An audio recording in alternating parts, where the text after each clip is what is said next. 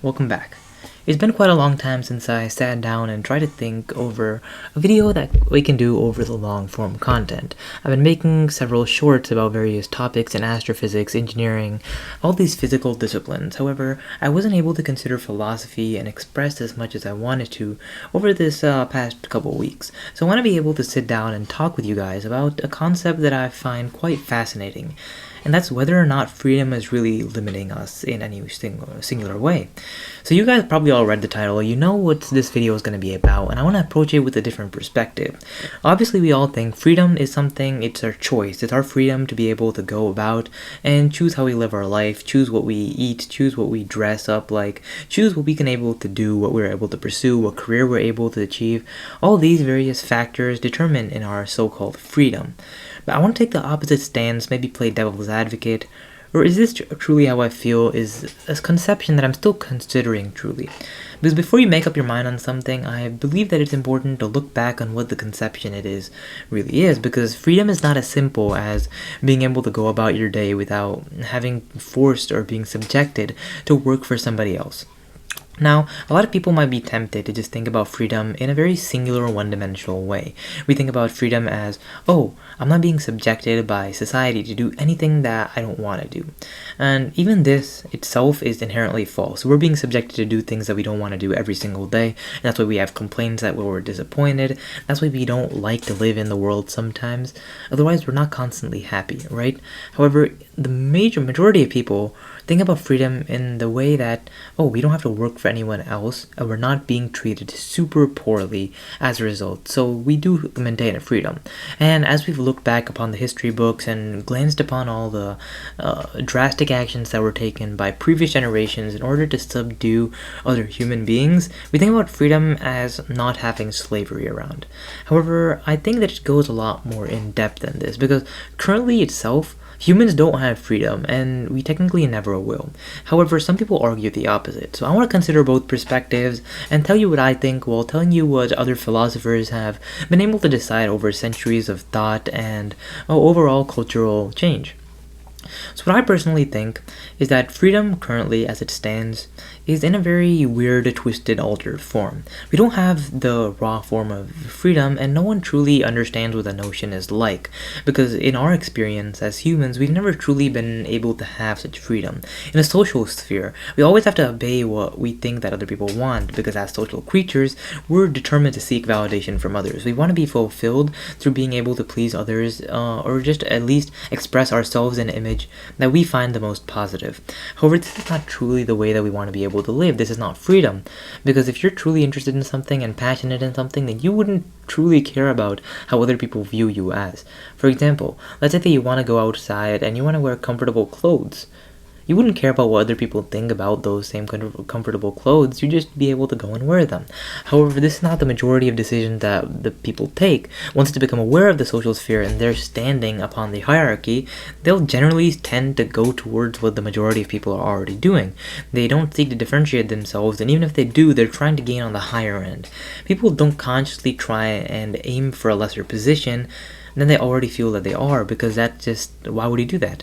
That's something that we're programmed. We always want to rise towards the top, and power is something that's quite omnipresent within our society, if we're being honest. However, the struggle for power doesn't end here. In a political sphere, we always want to be at the top where we can actually exert some influence over other individuals. We don't simply want to have the freedom of thought ourselves, we want to take that away from other people, in a way kind of siphoning their freedom to enhance ours. And this is actually a harsh truth about reality, is that the more freedom that you take away from other people, the more freedom that you believe you have. Because you think you're entitled to having your opinion appreciated by the masses. And that would be what you consider true freedom. If you're able to dig deep within, then you want to have an audience. If you want to have an audience and you want to have people listen to you and consider your ideas, and you want them to listen to you, no individual who wants a public presence wants every single individual to disagree with them. And this is just the truth. Some people might claim that, oh no, I'm always open to having new ideas and criticisms towards my actions. And that's true. To some extent, if you have the raw majority support and you have some people criticizing you, that's fine. A lot of people are are open to having that type of mindset where they can go and learn from the few people who maybe have suggestions for them rather than listening to the masses and herds of people who are already supporting them, and that's fine. But imagine every single individual, no support of any sort, but every single individual that stands beside you is in opposition to you. No individual is actually listening to your ideas. Do you consider this freedom still? Because for a lot of individuals, I've asked the same question and they've said no. And that's the raw truth about reality. We can never be in a standing where we explain and receive utmost freedom. We're always going to be in a position where we're subjected to some type of cruelty in any sort of way. Otherwise, we would live in a perfectly balanced society where maybe there's a monarch who bestows and does every single work of every single citizen in the entire city, whilst somehow remaining happy himself. Well, every single citizen does not have to do work, does not have to fiend for food, gets every single resource in equal quantities, remains equally healthy, remains in the same social standing as every other individual. This is something that we can't really expect because that's the only true form of a utopia out there. And it goes hand in hand as a dystopia. It's kind of like a superposition. And actually, there's a type of philosophy that was made against this. A lot of philosophers had been thinking about what it truly means to be free, and they've compared it to the field of quantum mechanics. Now, if you know me and you've watched this channel before, then you know that I'm quite interested in this field.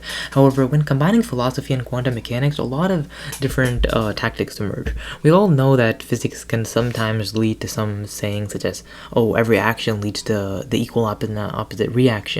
And this is just nonsense that people like to say because it's a good saying, I suppose, and it could be said in some situations. But ultimately, when you're tying quantum philosophy together, they express that something can exist and are indifferent from one another while seeming completely separate ideas. And so, on the polar opposite end of the spectrum are dystopia and utopia. We think about a dystopia as a completely reckoned society, one that's filled with anarchy and greed and all the worst virtues that we can expect to have, while the utopia is something that prospers, has qualities in every single individual, and gains equality for all. However, if you actually think about it, then a utopia itself, creating one on the process of going towards it, would require us to at least dip into being a dystopia a little bit. And even more so, a utopia itself would be so perfect that it would become boring, it would become non-ideal, and eventually it would split off into what we call factions. We've seen our world before. If you look at ancient China or ancient India, then you see that when there is complete independence in terms of not having a single individual to coherently structure a type of society or a type of running government body, then you split off into various factions. You turn into warring tribes that continuously fight for conflict and power. You're continuously driving for the top spot, and until then you can never live in harmony or peace. So the society that we're in right now is almost the closest that we can get to living in a utopia that we dream of, even though you might not expect it. And there's a lot of philosophers out there who might disagree with me, and they've been long gone. For example, one of the French philosophers is Sartre. He believes that individuals, ever since he was born and raised in this world, he believes that every single individual has complete and utter freedom. Some people have, in Confucianism, we believe that individuals are born naturally good and then they turn towards the side of the darkness towards the later in their life, depending on the decisions that they take. However, Sartre argues that we're massless bodies. We have no ideals. We have no idea about the conceptions of reality until we come out into the world where we have complete independence and complete freedom to decide what thought we want to adopt for ourselves. And that means that he believes that every single decision that we make is completely done by us and not as an influence or fault by any other individual. This is something that other individuals have disagreed with, but Sartre was an existentialist. He didn't really meddle in the minds of others in terms of how right he was or how others perceived his opinion. And frankly, this is a way that we should aspire to live in that terms of quality. But before I move on and get into that tangent, I'm just going to put a stop to that block. But anyways, we want to think about what freedom how can it help us? Because we want to be able to decide what we want to do in life, right? We want to have our own passions, we want to have our own hobbies, our own interests that we cultivate, and eventually be able to ameliorate in order to get maybe a career in that same field, maybe spend the rest of your life pursuing that very verdict, and at the end of the day, just be happy with what you chose. However, for many of the individuals, this is simply not the choice that we have. If you think about it, a lot of the societal standards that are built up construct our vision to have our sights set on a select few amount of jobs. If you go around asking people what they want to be, you can find that the majority of people want to be, doctors, engineers, computer scientists. And yeah, that's fine. But if you think about it, what hard work are they doing behind the scenes? You see a select few individuals trying to do work towards their passion at an early age, but aside from that, the vast majority of people simply conform to a standard that has nothing to do with the passion that they have. So is it truly a passion? Are we truly having freedom in deciding what we want? Or is it something that we've just gone about in our society, taking in subconscious, subliminal messages, and eventually just setting forth the path that we think we had complete freedom in, even though that's not the case? So considering freedom is quite a complex reality, and overall there's a lot of different opinions out there. So we know that in ancient India, based on the old Hindu scriptures and such, there's a lot of thought regarding how we can actually manage ourselves and whether or not we have complete freedom. In ancient China, the majority, like Lao Tzu and those type of philosophers, basically suggested that there's a lot of people that go with the flow, and that's what the conception of freedom truly is the ability for one to move forth in their lives based on the path that everyone else is taking. And yeah, that's like catching up. In our society, we do that quite a lot. So some people would say that he's correct because his theory from a long time ago has still withstood and been implemented into our current society despite all the technological advances and the changes in human nature that we've had since. While other people argue that we don't have freedom and we never did, and that it's completely bad. So we have the two ends of the spectrum. While some argue that this is a utopia, others might argue that we're still slaves to society and that we have to conform to every single ideal, otherwise we're left behind in the dust.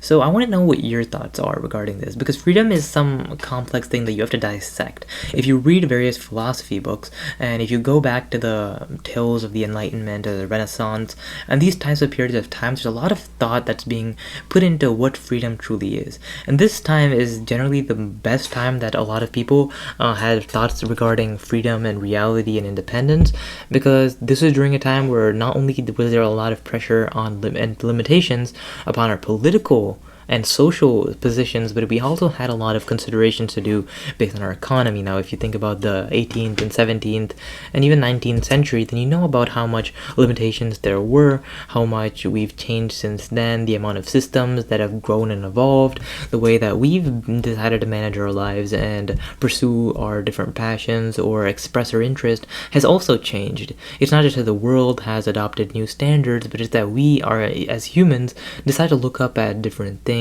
have different aspirations, and pursue different ideological goals, with our problems being quite different from the ones that they had. So at the end of the day, I would recommend that you go at least check out some of these thoughts and looking at the ideas that other people have left behind regarding the freedom of thought during their lifetime. So I'm going to summarize this video because at the end of the day, freedom is something that's quite an abstract concept in itself, and I'm not able to master the concept, especially at such a young age, and it's only something wherein you can develop a cohesive opinion as you gain the experience in such field. And at the end of the day, you're allowed to have what opinion you want. So I want to hear about it below. If you are watching this video and it ends up getting more than like 20 views, then I want to hear what you have to say in the comments below. So just like write a description of what you think freedom is and what idea you agree with if you've delved into a bit of philosophy yourself, and what you think that we can do better maybe in our society, and what you were hoping for. Like, what do you think stands as the true testament of a freedom itself? And I would like to hear from you. I appreciate every single comment left down below. However, the likely chance is that there's not going to be any. So if you do comment below, I would generally appreciate it. Thank you for watching this video. I'm probably gonna make a part 2 if this eventually does get more than like 30 views.